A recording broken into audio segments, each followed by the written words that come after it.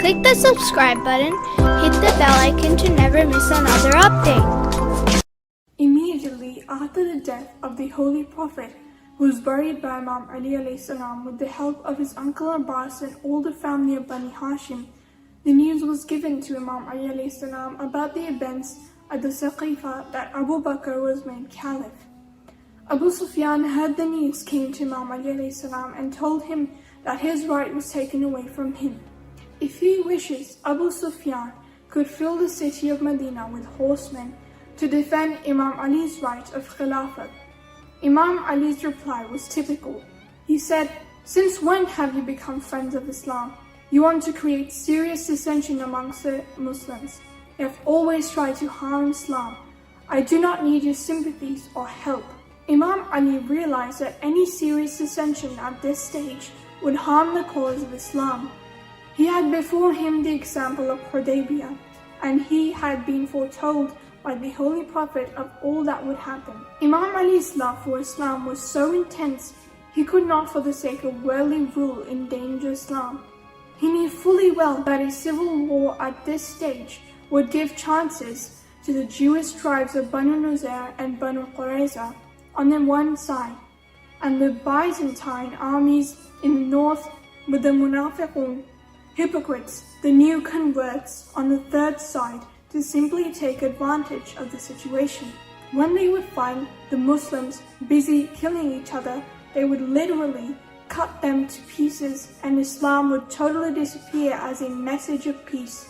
Imam Ali's utmost desire was to see Islam and the Arabs in one piece, and wanted the enemies of Islam to realize that Islam was strong enough to defend himself as deen even after the demise of the Apostle of God. He had another important job to complete, that is the completion of the collection of Quran with its tafsir explanations. According to the instructions of the Holy Prophet, Quran as a book was already completed by the Holy Prophet. Many copies were made and circulated among the Muslim communities all over the Islamic world. What Imam Ali did in the next 6 months after the demise of the Holy Prophet was to collect all the explanations of the various verses, reasons behind their revelation, and their full context. This monumental job he completed in 6 months and brought before the Muslims in the city of the Prophet. Unfortunately, this was ignored by the ruling party, and Imam Ali alayhi salam took it back with him. Their comment was, "This is too bulky and people would not understand it." The original remained with Imam Ali alayhi salam all his life, and then passed on to his son Imam Hassan alayhi salam, and then to Imam Hussein alayhi salam, which then continued with the Ahlulbayt of the Prophet. It is now with the 12th Imam alayhi salam. During the time of the 3 Khulafa, although Imam Ali alayhi salam did not take part in any of the battles, he was always available when they sought his advice on religious matters. His position as a jurist was on the top of the list among the companions of the Holy Prophet. Umar ibn Khattab, the second Caliph, had given clear instructions that when Imam Ali was present in the mosque of the Prophet, no one should take precedence over him in answering questions on religious matters. After the death of Usman, the third Caliph, Imam Ali alayhi salam was elected by the overwhelming majority of Muslims as the 4th Caliph. He was reluctant to accept the office of the Caliph, but when pushed by the majority, accepted it by saying that he was taking the reins of worldly authority only to bring back the Ummah of the Prophet on the right path. Though the value of this worldly Khilafat is less than the sneeze of a goat, his position as an Imam and guide was already established during the period of 3 earlier Khulafa. With worldly power, he began the daunting task of establishing the type of rule the Messenger of God had established during his time. Authentic narrations states that the very first prayers which Imam Ali alayhi salam led in the mosque of the Prophet as the Caliph, many companions of the Prophet said that today we have prayed as the Messenger of God used to pray. But during the past 25 years, many companions of the Prophet had, due to excessive wealth coming in from the conquest of the foreign lands, changed into the habit of living like feudal lords of the period of Jahiliyyah of pre-Islamic days. Imam Ali alayhi salam as Caliph warned them of the dangers of excessive wealth by these words: "Beware of the intoxication of wealth." The path of Imam Ali alayhi salam was full of thorns, and as soon as he tried to establish the austere path of the Messenger of God, he created many enemies. The first and foremost was the governor of Syria, Muawiyah ibn Abi Sufyan. He persuaded Talha and Zubair, when they were denied the governorship of various provinces by Imam Ali alayhi salam, to start a revolt against Imam Ali alayhi salam. Both of them left Medina, arrived in Mecca, and somehow persuaded Bibi Aisha, the widow of the Prophet, to start a fight against Imam Ali alayhi salam. They left Mecca for Basra and assembled an army against Imam Ali alayhi salam. He warned them of the dangers of war against the Caliph upon whose hand they had taken the oath of allegiance.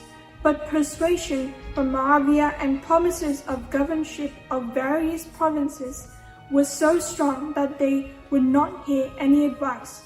Imam Ali alayhi salam left Medina in pursuit of these deviants, and two Muslim armies faced each other near Basra. When many companions of the Prophet saw this, they questioned the validity of this war and cast doubt as to which party was on the right path. Imam Ali alayhi salam replied in the most subtle way to these doubters: "Truth cannot be identified based on personalities. Find the truth, you will find the deserving side." The Battle of Jamal was fought. Ali's army was victorious. Both Talha and Zubair were killed by their own men, and Bibi Aisha was sent back to Medina under the escort of her brother Muhammad ibn Abi Bakr. She always repented this venture and asked forgiveness from God. When with the convents of Muawiyah, her brother Muhammad ibn Abi Bakr was killed and his body was put into the body of a dead camel and burnt. She cursed Muawiyah 5 times a day after prayer throughout her life. The Battle of Siffin was also won due to the deviant action of Muawiyah against the Islamic State. Some companions of Imam Ali's army deserted him by accepting bribes from Muawiyah, and due to this deceitful action, the Battle of Siffin remained indecisive. No one won and no one lost. In the meantime, this deviant group, which was later named as Khawarij, meaning deviant, began to spread trouble within the Islamic State by looting and burning villages and killing women and children. That Imam Ali alayhi salam fought against them, and the Battle of Nahrawan took place. Imam Ali alayhi salam proceeded to Nahrawan, and in the ensuing battle, the Khawarij were thoroughly defeated. Out of the 4,000 men of the Khawarij, only 9 escaped, and only 9 men of the Islamic army were killed in this battle. The 4 years and 10 months of the Khilafat of Imam Ali alayhi salam has been regarded by many historians as the best example of Islamic State after the Prophet of Islam's death, in spite of the fact that the family of Abu Sufyan tried their best to destroy it. Many European historians mention Ali's name with love and affection. Carlyle writes in his Heroes and Hero Worship that Ali had such a personality that he was liked, loved, and venerated by everybody. He was a man of excellent character, loving and lovable, so intensely brave that if anything stood against his bravery, it was consumed as if by fire.